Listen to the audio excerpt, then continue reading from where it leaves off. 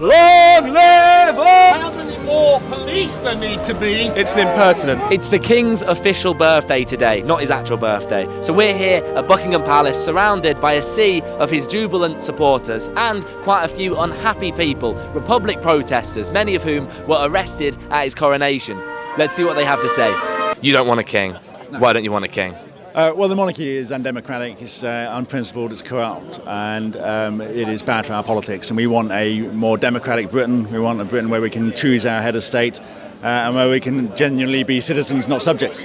One of the, I guess, main arguments that's levelled against republicanism is that the monarchy adds a lot to the British economy, and the argument is, why would you want to deprive the UK of that? There's no argument for that at all, because there's no evidence. There's no evidence it brings in anything at all, adds anything to the economy. The figures that are being bandied around are completely fictional.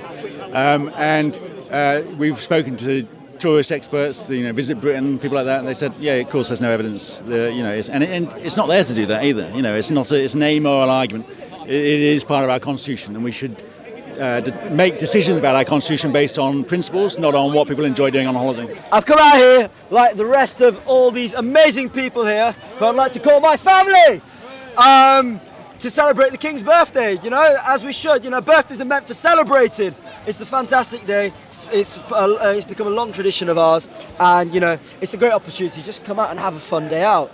Now, there's some people over there, they're not having quite such a fun day, and they're a little less happy. What do you feel about the Republic protest today? Listen, right, we're a constitutional democracy. They're entitled to their view, their opinion. It's not welcome. If they should, I would have recommended them stay at home, instead of come here and get wet. But they're entitled to their opinion. But it's a shame, they need to be educated. And I think through the schools we need to educate more about, the force for good that the monarchy is. So today, it's an old geezer's birthday. Lots of people are out here, they've brought their kids, they're having fun. Do you ever worry that this protest, do you ever think it's, belligerent in any way? Well, no, because it's not Charles's actual birthday, and the troop and the colour ceremony in a republic would continue. We still have that pomp and pageantry, but we just want a better head of state, one who can stand up for our rights, one who can represent the people rather than an old privileged institution. So we're out here today, and a lot of you guys are very excited, almost worshipping this king. Could you not say that's kind of the behaviour of a sort of medieval peasant? We're not worshipping the king, we're supporting the king. He's a unifying figure. If you look to the political class, especially during this general election, you won't have as many people out here for a president, I can assure you. So what do you think about the Republican protesters over there? It's an impertinence, especially considering the difficult year the royal family have faced.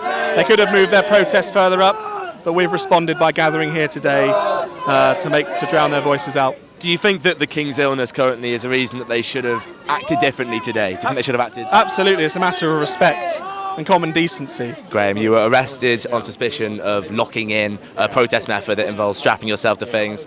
It turned out those were actually the straps you had for your placards. How was that experience? Unpleasant, but we've had a lot of conversations with the police since. We are suing the police as well on that for unlawful arrest and detention, and we expect to win that. After what happened last year then, and this continuing tumultuous relationship with the Met, is this now only partially about republicanism? Is this also for you just a protest for the right to protest? Yeah, for us it's about asserting that right, particularly down here where the royal parks try and ban protests completely, which is completely unacceptable. Some of these conditions that they put on are tantamount to banning protests, and that needs to be pushed back on. They've been miseducated. It is and it isn't their fault, but they're entitled to their opinion. But anyways, they're a minority, but we are in the majority over here. God save the king! God save the king! Exactly. And if you want, we can sing you out with the national anthem. God save our gracious king, long live! Try to work out how many more police there need to be before there are more police than protesters here. Anyone got an answer? Officers? Want to weigh in? So, out here today, there's maybe 100, 200 of you. There's obviously a countless number of the others. Does that concern you, the difference in numbers? No, not really at all. We have seen in the last year polling has been moving very strongly in the direction of republicanism. For the first time at the start of this year, we had our first two polls indicating less than 50% support for the monarchy over an elected head of state.